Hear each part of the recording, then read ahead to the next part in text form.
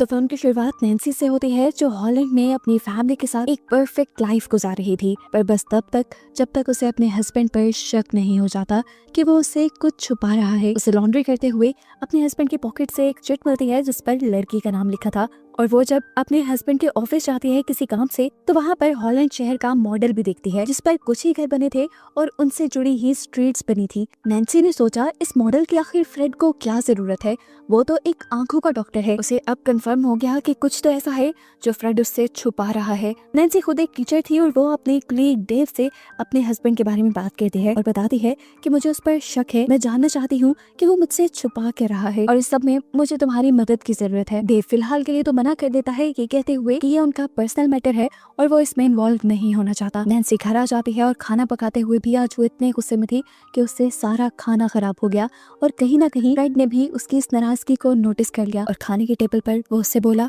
Nancy, अगर मुझसे कोई गलती हो गई है तो मुझे माफ कर दो, हम दोबारा से रिस्टार्ट कर सकते हैं। नैन्सी ने तो उसे शक भी नहीं होने दिया था कि उसे फ्रेड पर शक है, तो फ्रेड ऐसी बात क्यों कर रहा था। उसका दिमाग घूम गया। सबके सो जाने के बाद वो गैलरी में गई जहाँ पे फ्रेड का सामान रखा हुआ था और यहीं पर उसे एक कैमरा मिल गया जिसे फ्रेड ने छुपाया हुआ था। उसे और ज्यादा परेशान हो गई कि कैमरे की फ्रेड को क्या जरूरत थी और अगर कैमरा उसके पास था भी तो इसे इसने छुपाया क्यों था।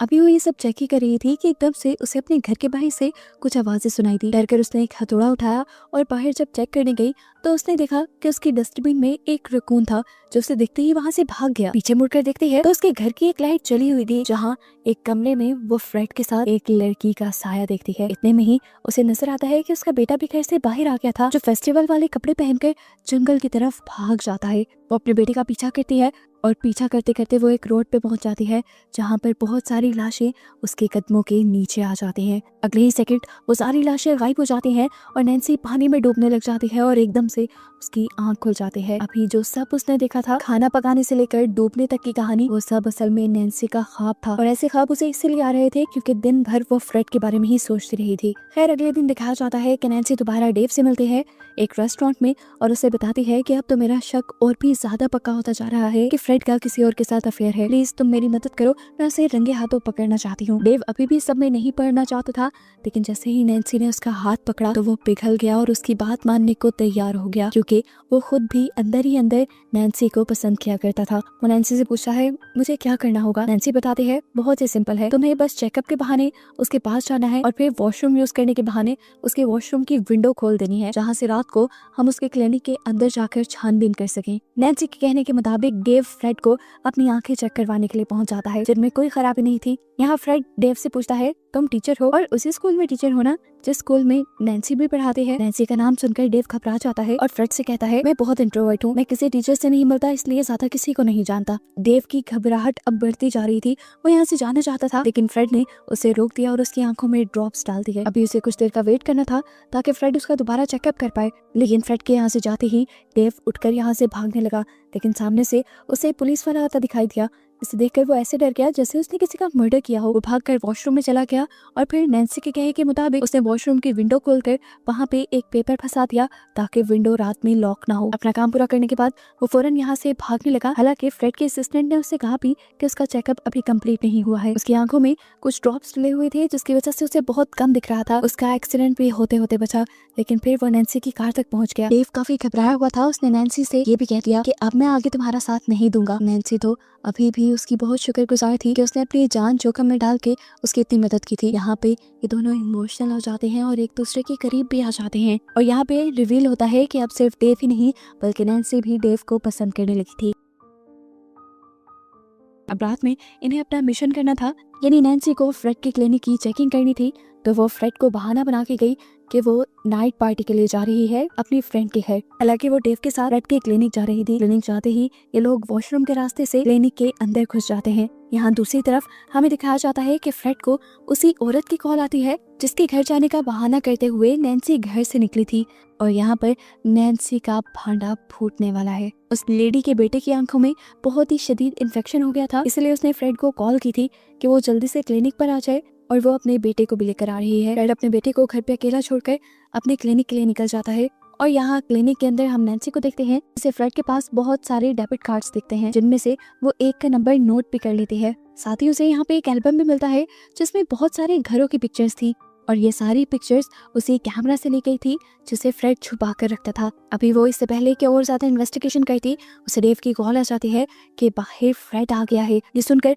वो शॉक रह जाती है और फौरन वहां से बाहर निकलने की कोशिश करती है और इस चक्कर में उसके इयररिंग्स फ्रेड के मॉडल के ऊपर गिर जाते हैं। यहाँ फ्रेड उस लड़के का चेकअप करने लगता है जिसके लिए वो क्लिनिक में आया था। उसके बाद वो लेडी से पूछता है आप और नैन्सी कैसा एंजॉय कर रहे हैं, जिस पर वो लेडी उसे बता देती है कि नैन्सी तो मेरे घर आई ही नहीं। फ्रेड समझ गया कि नैन्सी उसे झूठ बोल रही थी, जबकि नैन्सी को तो हम डेव के घर देख रहे थे। वो दोनों एक दूसरे के बहुत करीब आ चुके थे। यहाँ पर फ्रेड जब अपने क्लिनिक के खुफिया रूम में जाता है जिसमें मॉडल रखा हुआ था, तो मॉडल के ऊपर उसे नैन्सी की ज्वेलरी मिल जाती है, जिससे वो समझ जाता है कि नैन्सी यहाँ पर आई थी। सब कुछ नॉर्मल था, लेकिन तभी डेव के घर के बाहर कोई आ गया। ये स्टूडेंट्स थे जो डेव को धमकियां देने के लिए आए थे क्योंकि डेव ने उन्हें कुछ पनिश किया था। उसके बाद डेव नैन्सी के पास आता है और उससे कहता है कि मैं इस तरह छुपने वाली जिंदगी नहीं गुजार सकता। अगर तुम्हें मेरे साथ रहना है तो तुम्हें अपने हस्बैंड को डाइवोर्स करना होगा। ये सुनकर नैन्सी कहती है नहीं, मैं ऐसा बिल्कुल नहीं कर सकती। मैं फ्रेड से बहुत ज्यादा प्यार करती हूँ। हाँ, अगर कुछ ऐसा हुआ कि फ्रेड मुझे धोखा दे रहा हुआ तब मैं उससे डाइवोर्स लेकर तुम्हारे पास आ जाऊंगी। लेकिन फिर भी एक मसला है, फ्रेड की फाइनेंशियल कंडीशन मुझसे बहुत ज्यादा अच्छी है। अगर हम डाइवोर्स लेते हैं तो मेरे बेटे की कस्टडी उसके पास जा सकती है और मैं अपने बेटे के बगैर नहीं रह सकती। फिर अब नैन्सी अपने घर आ जाती है और सो जाती है। रात में उसे दोबारा एक ख्वाब आता है जिसमें वो अपने बेटे को अपने से दूर जाता देख रही थी। डर कर जब उसकी आंख खुली तो उसने देखा कि फ्रेड उसके कदमों में बैठा हुआ था। फ्रेड उससे पूछता है कि तुम्हारा नाइट आउट कैसा रहा। नैन्सी ने उसे झूठ बोल दिया कि वो बहुत अच्छा था और फ्रेड ने भी उसे नहीं बताया कि वो उसका झूठ पकड़ चुका है। अब नैन्सी दोबारा अपने मिशन पे लग चुकी थी। जिस डेबिट कार्ड का नंबर वो फ्रेड के ऑफिस से लेकर आई थी, वो उसकी इन्फॉर्मेशन निकलवाने लग जाती है और पता चलता है कि रिसेंटली उस डेबिट कार्ड से एक बहुत ही महंगा गिफ्ट खरीदा गया था। वो जब अपने रूम में आई तो उसने अपने बेड पे एक गिफ्ट रखा हुआ देखा। क्या ये गिफ्ट फ्रेड ने उसी के लिए खरीदा था? ये देखकर वो खुश हो जाती है और यहाँ पर फ्रेड उसके गुमे हुए इयररिंग्स भी उसे दे देता है और उसे कहता है तुम परेशान मत होना, सब कुछ ठीक हो जाएगा। फ्रेड की बातों ने उसे काफी रिलैक्स किया था। खैर कुछ दिन बाद नैन्सी के ऑफिस के एक पार्टी हुई जिसमें वो और डेव भी थे। यहाँ पर उसे डेव की कंपनी बहुत अच्छी लगी, यहाँ तक कि वो घर आकर भी डेव के बारे में ही सोचने लगी। उसे अब डेव से बहुत ज्यादा अट्रैक्शन फील होने लगी थी। यहाँ तक कि उसने डेव को कॉल करके ये भी कह दिया कि वो उसके साथ रहने के लिए तैयार है। बस उसके लिए डेव को उसका एक छोटा सा काम करना होगा। उसे नैन्सी के साथ मिलकर फ्रेड के खिलाफ सबूत इकट्ठा करने होंगे जिसकी बेसिस पर वो फ्रेड को डाइवोर्स दे दे और ये लोग मिल जाएंगे। फिर ये सारी बात सुनकर डेव भी उसकी मदद के लिए मान जाता है। अगले ही दिन से ये लोग अपने मिशन पर निकल जाते हैं और फ्रेड को स्टॉक करने लगते हैं। यहाँ पर इन्हें पता चला कि फ्रेड ने आज एक होटल रूम बुक किया था। ये लोग प्लान बनाते हैं कि नीचे डेव फ्रेड को डिस्ट्रैक्ट करेगा और ऊपर जाकर नैन्सी उसके रूम की तलाशी लेकर आएगी। अब नैन्सी रूम की जब तलाशी लेती है तो उसे अजीबोगरीब सामान मिलता है, जैसे हैंडकफ्स और ऐसा सामान जिसका कोई तुक ही ना बनता हो। वो सोचने लग गई कि इस सब का फ्रेड क्या करेगा। अब यहाँ डेव भी फ्रेड को अपने साथ रोकने में कामयाब नहीं हो पाया था, इसलिए वो फौरन नैन्सी को कॉल कर देता है और नैन्सी भी कमरे से बाहर निकल आती है। वहाँ इन्हें जो चीजें मिली थी डेव के मुताबिक ये सारी चीजें फ्रेड के अफेयर को ही जाहिर कर रही थी। डेव उससे कहता है बस अब हम एक ही स्टेप दूर हैं, हमें बस उसकी एक पिक्चर लेनी है उसकी गर्लफ्रेंड के साथ। बस हमें एक पिक्चर मिल जाए, एक प्रूफ मिल जाए, जिसके बाद तुम उससे डाइवोर्स ले लेना और हम मिल जाएंगे। नैन्सी ने भी उसकी बात से एग्री किया और वो अब अपने घर वापस आ गई। नैन्सी अब दोबारा से फ्रेड के बनाए हॉलैंड के मॉडल को देखती है जिसमें कुछ ही घर थे। उसको एक फाइल भी मिली जिसमें इन सारे घरों के ब्लूप्रिंट्स भी थे। ये चीज तो उसे बहुत ही ज्यादा अजीब लगी। उसने फौरन उन घरों के बारे में सर्च करना शुरू किया और उसे पता चला इन सारे घरों में कभी ना कभी कोई ना कोई डेड बॉडी मिली थी। ये सारी डेड बॉडीज औरतों की थी जिनका मर्डर किया गया था और इन सबके किलर को आज तक कोई भी नहीं ढूंढ पाया। साफ साफ बात थी, खेल समझ आ रहा था कि फ्रेड एक सीरियल किलर था।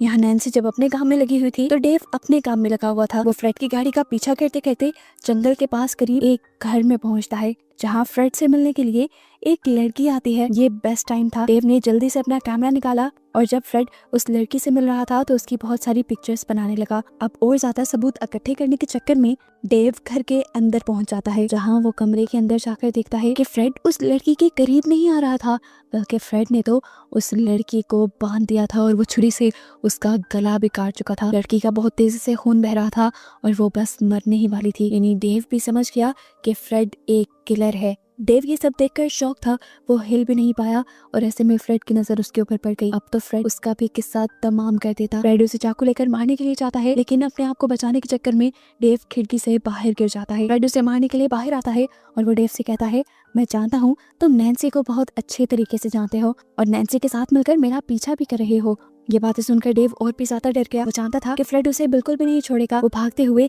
लेक के किनारे आ गया। वहाँ एक बोट थी जिसे वो खोलने लगा ताकि इसके जरिए वो भाग जाए, लेकिन पीछे से दोबारा फ्रेड ने उसे पकड़ लिया। वो उसका गला दबाकर उसे मारने ही वाला था कि डेव ने उसके हाथ में पकड़ा हुआ चाकू ही उससे छीनकर उसी के पेट में स्टैब कर दिया, जिसकी वजह से फ्रेड पानी में गिर गया और फाइनली डेव बच गया। डेव को लगा था कि अब उसने फ्रेड को खत्म कर दिया और यहाँ पे कहानी खत्म हो गई, लेकिन ऐसा नहीं था। सुबह होते ही वो वापस टाउन में जाता है और अपने उन कपड़ों को जला देता है जिसमें उसने फ्रेड का मर्डर किया था। वो देखता है कि रात में उसे बहुत सारी नैन्सी की कॉल्स आई हुई थी। वो डेव को फ्रेड की हकीकत बताना चाहती थी, लेकिन डेव ने आकर यहाँ पे कोई और ही कहानी सुनाई। वो नैन्सी से कहता है कि मैंने फ्रेड को रंगे हाथों पकड़ लिया था, मैंने उनकी पिक्चर्स भी ले ली थी और फिर मैंने उसे उसकी पिक्चर दिखाई और कहा कि अगर तुम अपनी भलाई चाहते हो तो मेरे और नैन्सी के दरमियान से निकल कर चले जाओ। उसे भी अपनी इज्जत बहुत प्यारी थी। उसने कहा ठीक है, और वो अब हमारे दरमियान से जा चुका है। नैन्सी को बहुत हैरानी हुई। फ्रेड तो उससे प्यार के दावे किया करता था, इतनी आसानी से उन्हें कैसे छोड़कर चला गया। डेव ने कहा बस ऐसे ही। उसने अब डेव की बातों पे एतबार कर लिया था। उसने डेव के साथ रहना भी शुरू कर दिया था, लेकिन हर रोज नैन्सी को यही डर खाया जाता था कि किसी दिन फ्रेड आ जाएगा और उसे भी मार देगा, बिल्कुल उन्हीं लड़कियों की तरह जिनको उसने पहले मारा है। यहाँ पर दूसरी तरफ डेव की भी दिमागी हालत खराब होने लगी थी, क्योंकि उसे उस मर्डर के सपने आया करते थे जो उसने कर दिया था, यानी फ्रेड का मर्डर। कुछ दिन बाद हमें दिखाया जाता है कि हॉलैंड में एक फेस्टिवल मनाया जा रहा था जिसमें नैन्सी भी अपने बेटे को लेकर आई थी और यहाँ पर उसकी फ्रेंड्स उससे उसके हस्बैंड के बारे में पूछती है। तो नैन्सी बताती है कि वो वेकेशंस पे क्या है, लेकिन तभी उसका दूसरा फ्रेंड बताता है अच्छा वो अभी तक नहीं आया, लेकिन अभी कुछ देर पहले तो मैंने उसे फेस्टिवल में ही देखा है। ये सुनकर नैन्सी की तो हवाइयां उड़ गई, वो डर से पागल हो गई। वो जब इधर उधर देखती है तो उसकी नजर फ्रेड पे भी पड़ जाती है। अब तो उसका डर से बुरा हाल हो गया था। उसने इधर उधर अपने बेटे को ढूंढना शुरू किया। नैन्सी को जब वो नजर नहीं आता तो वो अपने बेटे को ढूंढने के लिए खड़ी हो जाती है और यहीं पर उसका टकराव डेव से हो जाता है जो गन लेकर आया था। नैन्सी समझ गई कि ये गन वो उसके बेटे को मारने के लिए लाया है ताकि उसका बेटा भी इन दोनों के दरमियान से खत्म हो जाए और नैन्सी पूरी तरह डेव की हो जाए। देखकर उसे डेव पर बहुत गुस्सा आता है और वो अब अपने बेटे को लेकर अपने घर आ जाती है और डेव यहाँ पर भी आ जाता है। डेव ने आज ठान ली थी कि वो उसे सारी सच्चाई बता देगा। डेव ने उसे बताया कि जब मैं फ्रेड का पीछा करने गया तो मैंने एक खौफनाक मंजर देखा। फ्रेड जिस लड़की के साथ था वो उस लड़की के करीब नहीं गया, बल्कि उसने उस लड़की का गला काट के उसका मर्डर कर दिया और ये सब मैंने देख लिया। जैसे ही फ्रेड को पता चला कि मैंने सब देख लिया है, वो मेरे भी पीछे पड़ गया। लड़ते लड़ते हम लोग लेक के किनारे पहुंच गए। वहाँ पर फ्रेड मुझे मारने ही वाला था, पर मैंने अपने आप को डिफेंड करने के लिए उसका चाकू पकड़कर उसे स्टैब कर दिया और वो पानी में गिर गया। मैंने उसे मार दिया। नैन्सी इन सारी बातों को सुनकर हैरान हो जाती है और उसे ये शॉकिंग न्यूज देती है कि अभी भी वो मरा नहीं है, वो वापस आ चुका है। नैन्सी का बेटा जो अंदर बैठा था वो ये सारी बातें सुन चुका था, वो अपने डैड की हकीकत भी जान चुका था कि वो एक सीरियल किलर है। यहाँ डेव को इस बात पे यकीन नहीं आया था कि फ्रेड अभी भी जिंदा है। उसे लगता है कि नैन्सी उसे बचाने के लिए ये सब बातें कह रही है, लेकिन डेव अब इन सारी चीजों से थक चुका था। उसने फैसला कर लिया था कि वो पुलिस को अपने आप को सरेंडर कर देगा। वो पुलिस को कॉल मिलाने ही वाला था कि नैन्सी ने उसके हाथ से फोन छीन लिया और उसे धक्का दे दिया, जिसकी वजह से डेव के सर पे चोट लग गई। वो अब डेव से उसकी गन छीनकर बाहर भागती है और उसे कहती है तुम डरना मत, मैं सिर्फ हेल्प लेने के लिए जा रही हूँ।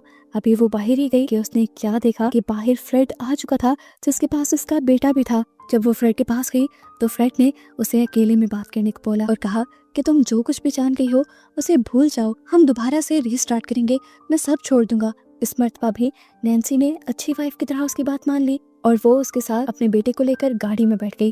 लेकिन गाड़ी में बैठते ही उसने अब फ्रेड के ऊपर गन तान दी और अपने बेटे से फौरन भाग जाने को बोला। उसका बेटा जैसे ही बाहर निकला तो नैन्सी ने गन चला दी, लेकिन उसने गन पहली मर्तबा चलाई थी, इसीलिए गोली फ्रेड को मार नहीं पाई, सिर्फ उसका कान चीरते हुए चली गई। अब ये देखकर फ्रेड को गुस्सा आ जाता है और वो नैन्सी के ऊपर हमला करके उसे मारने ही वाला होता है कि यहाँ पर नैन्सी का बेटा आ जाता है जिसने दूर से अपनी मॉम को खतरे में देख लिया था। वो अपनी मॉम को कवर देने के लिए आया था। पीछे से उसने फ्रेड को धक्का दिया और यहाँ पर नैन्सी ने अपना शूज निकालकर उसके सर पे वार करना शुरू कर दिया। उसके सर पे उसने अपने जूते इतनी मरतबा मारे कि आखिर फ्रेड की जान चली गई और वो मर गया। उसको मारने के बाद नैन्सी अपने बेटे को गले लगाती है और सुकून का सांस लेती है। मूवी के पोस्ट क्रेडिट सीन में हमें बताया जाता है कि नैन्सी और डेव ने शादी कर ली थी, जिसके बाद से ये तीनों एक हैप्पी फैमिली की तरह रहने लगे थे। और बस यही बताते हुए ये कहानी यहाँ खत्म हो जाती है।